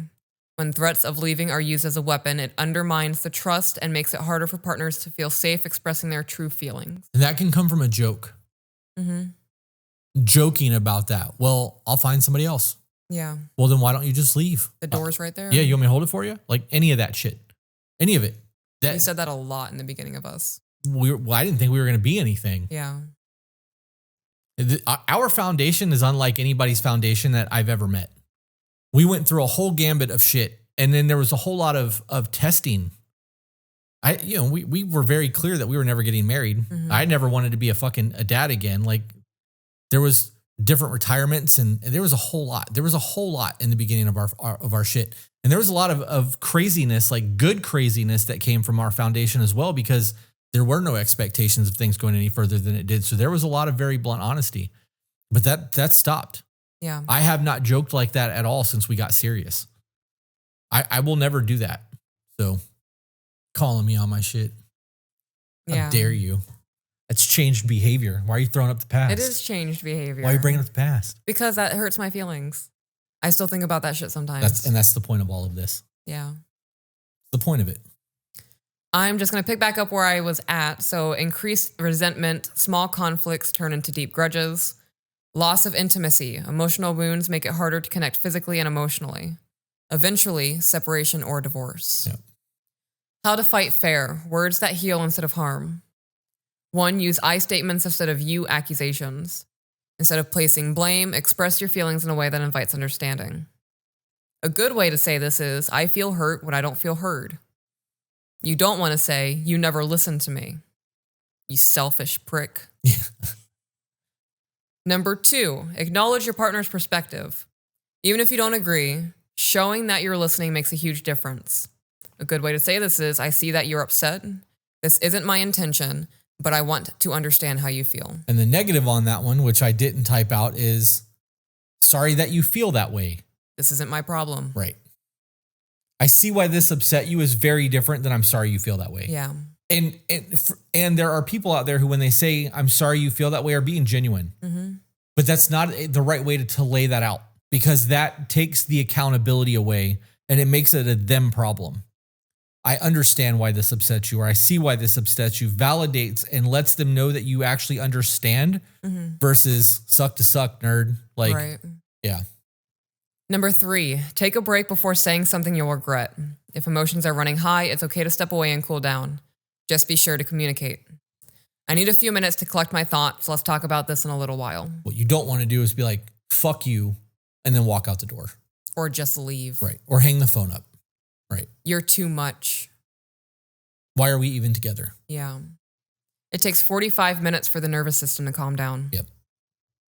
And that's if you are doing things to regulate. Yep. So it's a minimum of 45 minutes. Yep. And when you take those times, it's really important to not think about what you can say, because you're still in conflict. If you were replaying those messages over and over in your head, or they said this and I should have said this, or I'm going to go in there and say this and they're going to say this and I'm going to get them with this. Yeah. You are still engaged in conflict. Yep. You may not be physically engaged or verbally engaged, but mentally you are very engaged in conflict still. Your nervous system is still in fight or flight. You need to take a breath. 2 in deep through the nose and 1 out really hard through your mouth. Do that a couple times to calm yourself down and start focusing on sticks or butterflies or mushrooms or whatever it is that you're walking around and looking at. Start counting headlights, something to pull yourself out of that. Yep. Number 4, apologize when necessary. Admitting when you're wrong builds trust and respect. I shouldn't have spoken to you that way. I'm sorry. I don't need to give a negative example on that one. That's very, very self-explanatory. Number 5, end the argument with reassurance. After a disagreement, remind your partner that you're still on the same team. I know we had a rough conversation, but I love you and I want to work through this together. You can also add, thank you for being honest with me. I know that was hard. I know that this was ugly. I know that we both don't feel good about what just happened, but thank you for being honest with me. Thank you for telling me what you needed to say, because now we can work through things. You've actually said that to me a couple of times. And so that's a prevalent thing, because I know that I'm not intentionally being nasty ever in an argument, but I do know that I have resting bitch face. And I know that I can come across very calloused and cold, especially when you're emotional brain and I'm logic brain, or the opposite. Like, it can be frustrating. So the ability to say, thank you for recognizing that, I'm trying to grow. Thank you for giving me the space to speak, and not shutting me down. Those are huge. And it does show that we are still working on the problem and not hating each other. Yeah. Final thoughts. Marriage isn't about avoiding conflict. It's about handling conflict in a way that strengthens the relationship rather than destroys it. Words can either be weapons that create wounds or bridges that foster connection. The choice is yours. By being mindful of how we speak during arguments, we can protect our relationships from unnecessary harm and build a marriage based on love, respect, and understanding. All right, guys, as you know, there was a TikTok scare. We lost the app for a whole 12 hours and we have no idea what the future of the app looks like. And with that, we are very concerned about the loss of our following. We have amassed almost 3 million followers across that platform with all 4 of our accounts. And we are trying to push people to other social media platforms so that in the event that anything happens on one app, we have multiple other backup plans. If you want to make sure that you're not missing any content, we highly recommend that you check out our Patreon. On Patreon, we have multiple tiers to choose from. Starting at $10, you begin to receive exclusive content. At $15 a month, you get access to our private Discord server, where we've amassed an absolutely amazing community of supportive people. And beyond that, we have other tiers to check out, along with my 2 private women's group, if that's something you may be interested in. Guys, on our $15 and higher tier, you have access to live recordings. We record all of our content 3, 4, sometimes 5 times a week, live in front of our Patreon audience, where they are able to chat with us while we're recording. They get to see all the flirting, the outtakes, the hot topic conversations that never actually make it on the podcast. And it's really worth that aspect in itself. We have an after dark where we sit down usually once a week and have a glass of bourbon, or in Peach's case, a glass of wine and a bowl of cheese. And we have a whole lot of fun conversations, karaoke in the Discord. We finish the lyrics. We literally just hang out, and you guys get to hang out with us. There is a host of other perks, including Zoom calls that are coming for the ultimate tier, so that if you guys are having problems, you can talk to us. It also gives you the heads up on private meet and greets, because when we travel, we try to meet up with people on our Discord on a regular basis. There's a whole slew of other perks that come through Patreon. I highly recommend that you check it out. The best way to support what we are doing is to share the content. The second best way is to check out our Patreon. Thank you guys for being here. So I wrote this the way that I did because I wanted to get people engaged with the words of affirmation and how they can like love their person. Yeah. And then slowly degrade into the ugliness that your words have. And this was a very gotcha way that I wrote this out. I have no idea how many people are watching on Facebook because it doesn't show, it says retrieving data. But we've been bouncing between 180 and 270 the entire time that this has been going on YouTube. Yeah. So it's worked. Right. How do you guys feel about what we just did? Because that was an hour and 17 minutes on a 3 or 4 page document. I don't know how many pages that was. Oh, that was an 8-page document. There was 8 pages of shit there. Yeah. I went ham this morning, apparently. You did. I have a couple other ones that I want to get into too, but you have to go pick the kids up in 50 minutes. So I do, and I have to make my lunch. I'm trying to not hit Taco Bell today. I can't do the Taco Bell thing that we do Taco Bell. Great. Yep. Yeah, I used to be able to do McDonald's like that. I can't even do McDonald's anymore either. Me either. Taco Bell is the only fast food restaurant that I genuinely enjoy now. Yeah. We apparently have 70 people on Facebook. Oh. You know what made me not want to eat McDonald's anymore? What's that? I saw somebody take like a Big Mac or some sort of cheeseburger and put it in sulfuric acid or whatever the acidity of our stomach is, and like left it there for an hour and then came back so that you could see what it was doing.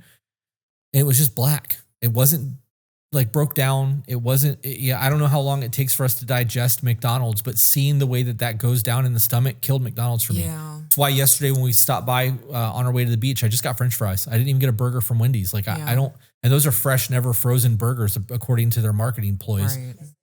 Yeah, but they're still bullshit. Like they're not real meat. It's there's ammonia in McDonald's meat. Did you know that they put ammonia in their burgers? I did not know that. I did know that the potatoes that they use for the McDonald's French fries, they spray a chemical on the potatoes where the farmers won't go to the field for 3 days after it's sprayed. That's insane. And we eat it. And we eat it. Yeah. It was hydrochloric acid, somebody said. It's insane. Yep. We are working really hard on getting our food dialed in. And I bought a product called Flex 71, I think, or Flex 7. I don't remember what it was. This is a chocolate protein that's got a whole bunch of micro and macronutrients in it. And that's been our breakfast. Yeah. And I feel better. Like I don't feel as run down throughout the day. And I have more energy. I'm not eating as much either. Granted, like yesterday I had the shake, I had the French fries, and then we had pizza for little man's dinner last night, but I didn't even eat a whole small pizza. I ate like 3 bites, 2.5 pieces, and then I threw it in the trash. Yeah. So I'm definitely getting my food consumption much, much lower. Mm-hmm. I think that's probably why I'm feeling better, but Watch Food Inc. I have. I love y'all's videos and podcasts so much. Well, thank you for that. I caught the last 5 minutes, but what I heard was good. Well, this is going to come back. This is a live recording, guys. We are... Normally we do this for Patreon, but because we didn't go live yesterday because of little man's birthday, we did this live for YouTube. All of the cut that's and the flirting and all of that, we just did our normal stuff. You guys miss a lot if you're not part of our Patreon community because all the live recordings get edited and a lot of that debauchery and fun shit gets cut out because people want the information. Some people want to see us play and have fun, but I think a lot of people are here for the data. They're trying to get their emails read and trying to get help. Right. But I also do understand that people want what we have, and showing what we have is, I think, good for the show as well. Yeah, I don't know. I get that. Lilo and Ivy are so close to cuddling on that little bed over there. Yep. You see her? Yeah. If she would just stop trying to lick her ear, she'd probably be okay. Ivy's like, Mom, I don't know what's happening. Danny said, love y'all. Thanks for the help in my very young relationship. I've been deployed for a long period of my relationship and you guys were invaluable. I love that. I love that too. I'm rewatching from the beginning and just got through episode 30.5 and realized you put on the screen, no one is coming to save you. And now you have a book out. Just awesome. We don't talk about 30 and 30.5. That's the darkness of the podcast. Those 2 episodes actually almost ended our podcast. Yeah. And we've been requested to do a live reaction to that. They want us to watch those 2 episodes and do it again to see how we would feel about it and how we would, and how we would respond to it. Zach thinks it would be a good idea because we've grown so much, but that was the one where they were intentionally abusing their child, neglecting right? their children. Yeah, I can't do that. I'm good on that. I never want to see those episodes again. Yep. We've talked about deleting them, and a lot of people were like, leave those up, leave those up, leave those up. So we don't talk about Bruno. How overwhelming is the Patreon for members? Patreon itself is not overwhelming. You do get email notifications unless you turn them off. So we post to Patreon daily, whether it's vlogs, whether it's content or live things that are happening. Almost every day you will get emails from Patreon because we do a lot through our Patreon community. Yeah. The Discord, on the other hand, is chaos. All the time. But I was in there last night. I tagged all the new members and we had a back and forth. And I was thinking about doing that too. Yeah. Yeah. I wanted to see how they're acclimating because we just downsized a whole lot. Yeah. Zach and Jenny went through and removed stuff. They combined chats. They made it a thing. And people were like, it's very overwhelming in the beginning. It's overwhelming because you think you have to be a part of everything. The ball pit is the main chat. That's where you want to go. And once you get comfortable with the ball pit, you can explore Discord and be a part of whatever you want to be a part of. Yeah. But there are channels that I frequent. But there's a whole lot of things. Like I've never once been in the homestead chat. I don't homestead. But I'll check the photography chat once or twice a week. But I check the ball pit and the ultimate chat dailies. So there are chats that I go to and just scroll through and get a part of. There's also the sense of the cool kids club because people know each other. There are people in our Discord who have been there since the very beginning. I know. That have never left. Yeah. So because people know each other, there is that weird, like, I don't know where to jump in and chat and do the thing. But if you just get in there and start talking, you will mesh right in with everybody. There's not like, get out of here, nerd. Right. There's none of that. There is a very open, free-flowing community and people are very accepting over there. So if you can get past your own insecurity and just jump into the chat and start going, you're golden. The Discord is very chaotic though. It is. It's fun. I will get in there sometimes and set the Discord on fire and then leave. I'm probably going to do that tomorrow night. It's a Friday night. The kids aren't going to be here. Yeah. I don't have to go to bed early. Yeah. I can sleep in Saturday morning. That's funny. Jenna said, I have researched a lot of your videos and I skip those ones every time I realize what episode it is. Kaylee said, you guys seriously helped me in seeing from a different perspective, especially from my husband's side. Y'all are so blunt and transparent, and I love that. That a marriage does take hard work and drive, but the end result is a long and loving, understanding marriage. Y'all are effing amazing. Thank you for sharing that. Yeah. The change is what is worth it for all of this. You know, us knowing that we have potentially saved a marriage or help somebody kick drugs or whatever the situation is, knowing that change is going to affect their kids, which could affect their grandkids. Like there's real change happening. There are people who have decided to not unalive themselves because of the podcast. Yeah. It's crazy. Buff Bell said, I just want to say I'm loving the vlogs. It's good to see you two separately working through things. It's funny because when we do that, you'll vlog about it and I'll vlog about it. Yeah. And it is different every time because of our cognitive bias. Yep. Chris Lee said, I love how strong your love for each other is. I love that too. I would die for my husband. Why are you laughing? Because that's my job. Right. I'm the one that's supposed to be putting my life on the line. Well, I'm just saying, if you're going down, I'm not going to stay here. Okay. I appreciate that because the afterlife life would be pretty lonely. Could you imagine? No, Well, I don't want to imagine. No, but like I'm also fully aware like someone has to stay here and raise the children if that's going to be a thing. You just better touch my butt in ghost form. Yeah? Yeah. Well, is it every time you feel the wind against your face? No, it's me whispering in your ear. Fuck. Oh, that was instant. That came from Sullivan, right? That was Sully writing to his wife as he was getting ready to go out to battle. I don't remember. It did come from one of those old love letters you guys read on The Good Wives. That was from Sully. But that was... That romantic fucker. That is ingrained in my memory. Yep. Mara said, I just watched The Good Wives and was like, man, I wish this was alive. But aha, there was. You guys, if you're not familiar with The Good Wives podcast, please go over there and check the YouTube out. That channel is doing better in the 3 episodes than all 23 episodes of The Voice of the Broken has done. You guys have beat every single metric. TikTok, Instagram, really, Facebook, and YouTube. Just destroyed it. I love that. Yeah. That's awesome. Are we doing The Good Wives live tomorrow? We will do it live for the Patreon. I don't see why not. Yeah. We're going to knock out 3 episodes tomorrow. I'm pretty excited about it. we also have to record an actual podcast episode because this is Friday content. For those of you who are listening to this on Spotify or watching on YouTube, we are going to hang out with the chat for a little while. Just know the main content is over. And at this point, it's just going to be bullshit. Yes. So if you guys want to leave, thanks for coming. If you guys want to hang out, that's cool too. We're going to read some comments and just continue with this until probably another 20 minutes. That would be dope. I want to make my pasta before I leave. 1:30. Oh, wait. 1:20. 1:20. So yeah, another 10, 15 minutes. Okay. Emma said, I just want y'all to know I use to have you blocked because of how I felt about letting my husband lead. I can 100% say now I let my husband lead because of the content I have seen on here. Crazy growth. That's crazy that you blocked us and then unblocked us and found common ground. What made you unblock us? Yeah. Right? Because that means we must have been festering in your minds. Yeah.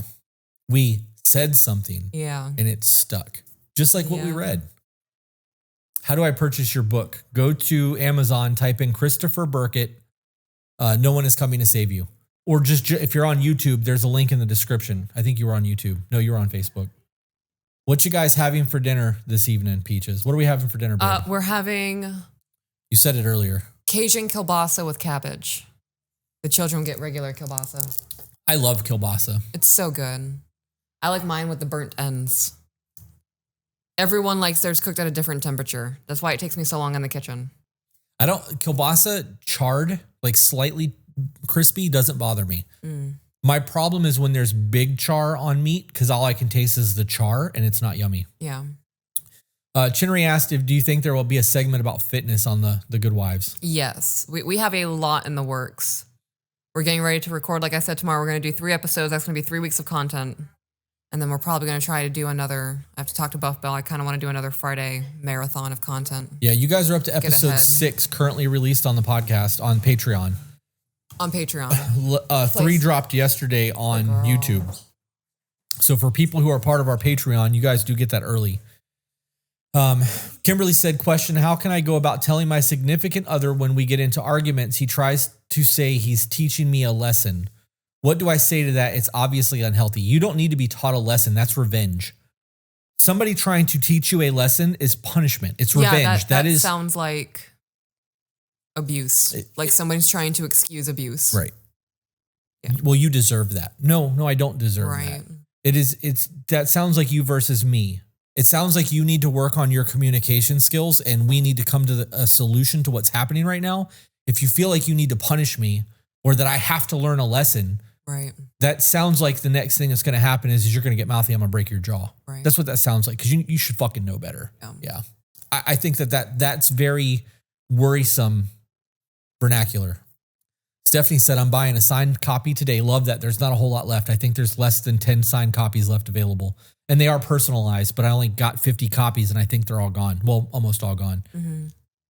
Buff Bell says she has a fitness YouTube account, but I'd love to go to the gym with Peach. We can make that work. I don't know. That Arsenal gym in Knoxville was amazing. You didn't get to go because we had the kids. Yeah. That gym was incredible. The two of you could go in there and absolutely film gym content, but that needs to be a very planned out thing. Yeah. Your last video, Peaches said the women staying with the men watching Korn sounded desperate. Why does she sound desperate? I've watched that episode like 5 times. I don't understand. Women staying with the men watching Korn sounded desperate. Yeah, I don't know. Chris, when does your dog get to come home? We get Bane on the 23rd. 22nd? Next weekend. Holy shit. Not this weekend, but next weekend. You're right. That's Sunday. Whatever Sunday that is. Yeah. I hate the idea of Valentine's Day, but any special plans? I bought her chocolate 2 weeks ago. And it's gone. Yeah, she ate that shit quick. It's so good. We don't do the Valentine's Day thing, guys. She actually texted me yesterday while she was at Walmart and said how disgusting she thinks it is because everybody loves their person because they're told to, not because it's Tuesday. Yeah, the commercialization of love doesn't do it for me. Peaches, are you getting any more tattoos? I actually just went and spoke to my tattoo artist. I'm getting my back done after our ayahuasca trip. Gonna get a massive geisha on my back. Rachel said, USPS doesn't know where my package is. I sent your beeswax wraps on 113. Also had a jar of my bees. Yeah, it came. We opened it live. Yes. I have the honey in my kitchen and I'm using the beeswax wraps. They are fantastic. Thank you so much for sending them. I am obsessed with the tiny strawberries. Do you remember this? I do. Yeah. So Marcus said, do you think Christ is king? I was just curious. He did this the last time we were live. No, I think it was somebody else. I don't think it was. No? Nope. And I remember the way that we responded. We had a whole conversation about it. And when we left, we had a further discussion. And I was like, I don't like the way that I handled that. I should have just said, yes, I do think Christ is king. And we could have just moved on and the whole thing would have been, that would have been it. Instead, I got bothered by that because we are very open about our faith and it's not. Felt like a challenge. It did feel like a challenge. Absolutely. So now that I've addressed that, we can just move past it. Krista still wants to take Peaches to a pole class. I am still down to do that. There was a lot of, I don't want you to do that when that got brought up. Yeah. Yep. And then it dawned on me that there would be no other dudes there. And if there was, you wouldn't be on a pole. Yeah, I wouldn't be doing it. And that it would only benefit me because you would never actually do that. But there was a nagging thing about that to me that I had to get over because you really wanted to do it. I'm not going to be like, don't do that. Right. But the more I think about it, I think that there's, I don't want other people to view you in the same way that I do. And that was where my issue came in. That makes sense. I get that. In the video about Corn, Peaches said the wife from the email sounded desperate for staying with the husband because he didn't sound like a good man. Yeah, we'd have to go back and watch that episode. We do so much content that it's a lot. One more thing, Chris, you are a strong and determined man, but Peaches, you are so wonderfully beautiful, and your vulnerability is that of a true inspiration. Your view and ways of being a woman, wife, and mother is astounding. It truly has made me think and do a lot of my inner work to be a better me, mother, and wife. I love that. Good luck, Peach, working on a huge piece now. Goes all the way down to his butt. I actually remember when he got his ass cheeks tattooed, we talked about that. Yeah. I want to get it. I don't know. I do want to get my whole body covered, but you really like my butt. I don't want to put something stupid on my butt that you don't like. I don't know. We'd have to think about it. I mean, Jeff's going to design whatever you do anyway. So butt tattoos hurt. I believe it. I know. It's a lot of soft tissue back there. Yeah. We got a $10 super chat from Ben that said, Chris, I haven't been able to finish the book due to life, but my girlfriend and I love it so far. What was the name of the meal replacement stuff you were trying? I jumped in late. It's called Flex 7 or 7 9? or 71, something like that. It was an ad that came up on Facebook for me, and I went through a rabbit hole of trying to find information on it, and I bought it. And it's not cheap, but we both like it. It doesn't taste like gross protein powders. Yeah, it's pretty chalky. Yeah. I don't like that aspect of it, but it does not taste bad. Angel said, do you two receive the packages I sent? And yes, we did. We actually opened that on a vlog for the epoxy skulls. I love all the little tiny knickknacks that came with it. Absolutely fantastic. I've thought of, Danish said, Chris's hands on my butt. I've actually thought about getting his teeth marks, having him bite my ass and then having Jeff tattoo over the bite marks. Yeah. We'd have to do that with, I don't know how we would make that work. Or like do it on top of my titty? No. Okay. I don't like titty tattoos on women. No? I think that it reminds me of like 1985 Cherry Creek biker tattoos. And I don't, if you want to do your entire chest as one cohesive piece, love that. Okay. Individual titty tattoo, biker. It's not attractive to me. My butt tattoo felt the needle just had a torch put to it. Oh my God, it hurt so bad, but I love the tattoo. It's a leaf. I want to get spider webs on my ass, but my husband won't let me. Why would you want to get spider webs on your ass? Spider webs are a sign of captivity, which is why people who go to prison get spider web tattoos. Could also be linked to racism. So, oh wow, I would definitely consider the meaning behind the tattoos before you guys do stuff like that. I really think that we went to the shop today. We talked about that a little bit in the beginning. You've stated, and I've talked about this a lot on my vlog, that you want to go back and finish your tattoo apprenticeship, and I don't want you to, because of the amount of time that you have to put into it. And if it's just about getting licensed, you can go do that now. You're a shop owner. It's not about the license. I want that accomplishment. Right. You know, when I was a kid, I talked about this on my vlog today. The two things that I wanted to be was a mother and a tattoo artist. Well, so in accomplishing the tattoo artist dream and getting licensed and doing that, it would mean that you have to work in that industry to be a tattoo artist. Mm-hmm. Otherwise, you're a retired tattoo artist.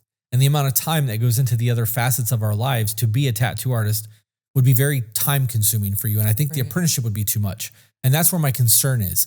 If you could dedicate a Tuesday every week to like tattooing the entire Tuesday and like working from 10 to 2 when you got to go get the kids, I think that you would finish your apprenticeship in 3 months. Yeah. But that's, 12 weeks of Tuesdays. And then after that, what are you going to do with it? Because if you don't tattoo anymore and you pick the machine up, you're going to have going to lose the skills. Unless you do it for 10 years, and then those skills will always be there. It's like riding a bike. You can always do it, but you're going to be rusty, until you do it a little bit. Got to get that muscle memory back, and it's still there, but yeah. I don't know. I think I could do like one client a week. Like I really enjoyed doing that. I can't remember what it's called, but the Japanese it was a demon handy mask. Yeah. The one I did on Travis looked really good. Yeah. I enjoyed black and gray everything anyways. Yeah. But I also think that if you were to do that and we were to do meet and greets or we were to travel, we could book tattoo sessions wherever we're at. And $1,500 a day is what we charge at the tattoo shop anyways. And we would be traveling to other people. It would pay for the trips. It would just mean buying more equipment and actually having to sit down to tattoo to do it. And that's where I don't want to do that. I'd rather hike or take a down day. You know what I mean? So yeah. Brianna said, my first watch of The Good Wives was yesterday and I was crying. I never realized that I didn't ask for things I want until the holy underwear part. And the trauma is definitely something I didn't realize I needed to work on until now. Until I heard it. I won't miss an episode now. You all are doing so many wonderful things and we appreciate all that you do. Oh, I love that. Yeah. Peaches, do you ever feel like you have to conform to Chris's standards to make sure he still wants you? I don't mean this rude. I just mean from a wife's point of view, I feel like I'm constantly trying. Conform feels like it has a negative undertone to it. It absolutely does. I'm going to have to Google the definition of that word. Comply with rules, standards, or laws. No. The question's gone. I can scroll back up. I was going to answer for you. I don't know why I was going to do that because that actually just rubbed me the wrong way. And I know she said not trying to be rude, but this is it right here. No, I don't feel like I have to conform to my husband's standards to make sure he still wants me. He wants me because of who I am as a person. Right. I want you more because of your evolution. Yeah? Yeah, absolutely. I remember hearing that in your vlog. That made me cry in the kitchen. Did it? Yeah. I needed that. I need that. The words of affirmation? Yeah. Crazy. Like we just did a whole episode about it. Yeah. I didn't know you were going to be this woman. Right? Like woman. Right. When we started dating, we didn't know that this was even going to be a thing. No. Right? So the fact that both of us are making a choice to actively evolve and grow and become better versions of ourselves means that we're growing and doing it together. That's huge. There's a whole lot of people out there that are trying to do the work and they have a partner that is completely complacent in their life that doesn't want to do more than they're doing. Or doesn't care. Right? I don't have standards of you. There are things in life that I will not accept less than from anyone. But that's not something I have to be concerned with you because it's not who you are. Right. And that comes down to making sure that we had the same values before we got married. You know values, what I mean? Morals, right. And goal of life. Right. So my answer is no. I don't feel like I have to conform to ensure that my husband wants to be with me. I love that people are getting value out of my holy underwear. Chris said, Emerald Dagger. Chris, not sure how to phrase, but why/how are you comfortable with a man tattooing places like her chest and butt? Because I've been a tattoo artist since 1997 and I don't look at that as an inappropriate thing. It's work. It's work. I'm not there I have actually humbled people. Very, very rudely humbled people. I told a chick once in the tattoo shop she had National Geographic titties. Yeah. Because she was like, you must love your job. Look, you get to see how great my tits are. And I was like, great tits. You have National Geographic titties. What the fuck are you talking about? Yeah. You're not going to come in here and make me feel like I'm some dirty pervert for doing my job. You want the tattoo, shut the fuck up, lay down and let me do my job. Yeah. There's nothing great about that. And when people make it sexual, it's inappropriate as a motherfucker. Like sexual harassment. In a way, I actually view it that way. I had a dude come in to get his nostril pierced and he wouldn't shut up about how his first piercing was his penis. We own a tattoo studio. Yeah. And my best friend is the guy that does your tattoos. I'm going to be there and the shop's going to be closed because I don't want you exposed in the tattoo shop. And even with all the dividers that we have that can completely section that area off, doesn't need to be that way. Yeah. Him and I have already discussed it at length. He's going to come in on his day off to do your tattoos because of where it is on your body. If you were there getting your throat redone or getting an arm tattoo, it wouldn't have been that way. We'd be there while the shop is open. I think that it needs to be an etiquette and an understanding in the tattoo industry that tattoo and body modification in general is still a job. Yeah. It would be like going, well, you can't get a massage from somebody because they're the opposite sex. If I'm getting tattooed by a woman who's 5 foot tall and 90 pounds but does Thai massage, she's going to beat my body up way more than a dude who's 6'5" and 250 pounds. It comes down to a skill, what they're trying to do, and why I'm going. If I'm going for a foo-foo massage and I just want somebody to rub on me, it's a very different conversation, but I'm not doing that. If I'm going to get massaged, I want deep tissue. I want to feel like a gorilla beat me with a baseball bat when I'm done. Very different situation. Tenderize the meat. Yeah. I have actually fired clients because they made me feel like they were coming in to get pierced for sexual gratification. Yeah. Putting a client in its place, in their place, sometimes can be one of the greatest feelings on the planet. Yeah. Cricket said, Chris, have you publicly disclosed your shop? I would love to make a trip to have work done, your work done, or anybody there. So I don't tattoo anymore, but it's Sacred Rights Tattoo in Port Charlotte, Florida. I'm not, we don't promote the shop like that. But I also don't hide it either. If you're going to go down there, my best friend Jeff Graham is there. He's on Instagram. He's probably live right now tattooing. Yeah, probably. So you guys can go follow him. Jeffrey Graham Tattoos on TikTok. I think he's at like 180,000 followers now. Good for him. Yep. Is the hand on your neck Chris's? Yes. It's my third favorite handle of hers. Third favorite. Are my hips the first? Hell yeah. Would you tattoo someone that is epileptic and seizure free for 5 years? Yeah. It shouldn't matter. I want Jeff to do my Ninja Turtle dream catcher so bad. LOL. You would love doing that. Yeah. He loves doing the cartoony things like that. Yeah, Jeff's a badass. Tara said, I'm super proud of y'all. I've had and kept very similar values since the beginning. I've stayed to share the values, support, and push the content. Y'all are precious to me. Oh, thank you for that. Thank you. All right, guys, we're done. It's 1:40. She said she wanted to eat, and I've been watching the clock to make sure that we didn't go over that mark. So 1:38, we are done. Thank you guys for tuning in. For those of you who are here, know that this episode will drop again in April. Once it's edited, it'll be cleaned up and all that fun stuff. Yeah. Do you have anything you want to add, babe? No, not particularly. All right. As always, guys, you are the author of your own life. So grab a pen. And we will see you on the next one. Bye, guys.